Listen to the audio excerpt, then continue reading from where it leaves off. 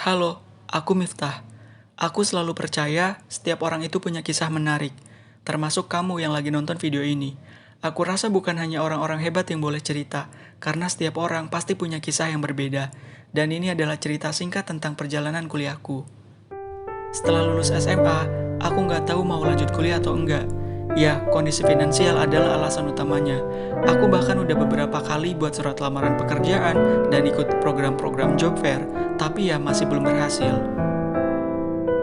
Hari-hari aku jalani seperti biasa, sesekali berandai-andai. Ternyata itu menjadi doa yang disambut baik oleh Tuhan. Beberapa hari setelah itu, aku dapat kabar baik. Seseorang berkenan membantu aku, walaupun tidak secara penuh. Akhirnya, aku disuruh ikut seleksi masuk kampus swasta di Bogor.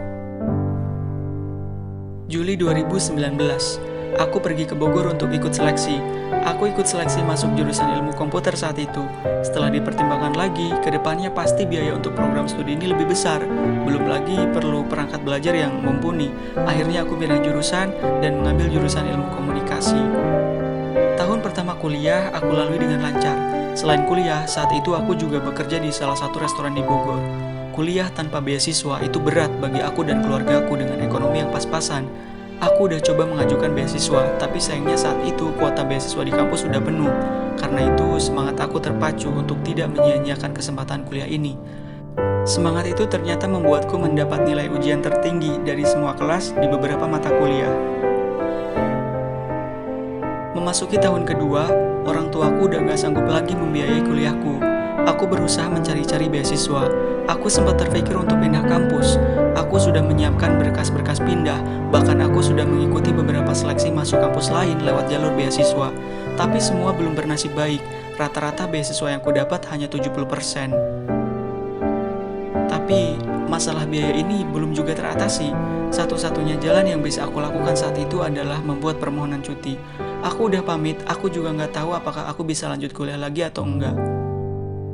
Tapi apa yang terjadi? Lagi-lagi aku dapat kabar baik. Aku dapat support seseorang untuk tetap melanjutkan kuliahku. Aku disuruh mencabut kembali permohonan cutiku saat itu. Melanjutkan hari-hari sebagai mahasiswa, setiap jam perkuliahan selesai, aku selalu menanyakan info-info baru ke dosen, DM Instagram kampus, bahkan ke teman-teman dari kampus lain. Usahaku ternyata membuahkan hasil. Aku berhasil mengikuti beberapa kompetisi dan kegiatan-kegiatan menarik dari tingkat kampus sampai internasional. Meskipun tidak semua berkesempatan menjadi pemenang, yang pasti aku rasa aku udah berusaha dengan optimal. Sejak saat itu, aku dapat beasiswa potongan biaya kuliahku. Dan dari kompetisi-kompetisi itu, aku juga sering dapat hadiah yang bisa aku pakai untuk memenuhi kebutuhan sehari-hariku. Akhirnya, 3,5 tahun udah berhasil aku lalui dengan penuh lika-liku. Aku sangat bangga kepada orang tuaku.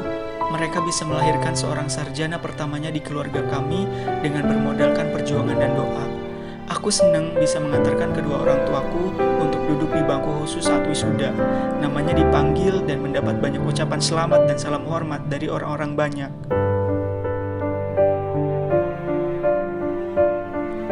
Lulus lebih cepat dengan nilai sempurna dan mendapat predikat lulusan terbaik. Aku rasa tidak cukup sampai di sini yang diharapkan keluargaku. Justru ini adalah awal perjuanganku. Aku mau ngucapin makasih banyak buat orang-orang baik yang pernah hadir dalam hidup aku. Aku juga mau minta maaf kalau selama proses ini aku pernah ngelakuin hal-hal yang kurang baik. Aku berharap ada sedikit pembelajaran yang bisa diambil dari ceritaku ini. Apapun itu, berdasarkan sudut pandang kalian. Tapi aku pengen bilang, percayalah akan hal-hal baik yang pasti akan terjadi pada diri kalian. Tetap berusaha dan selalu berprasangka baik pada Tuhan.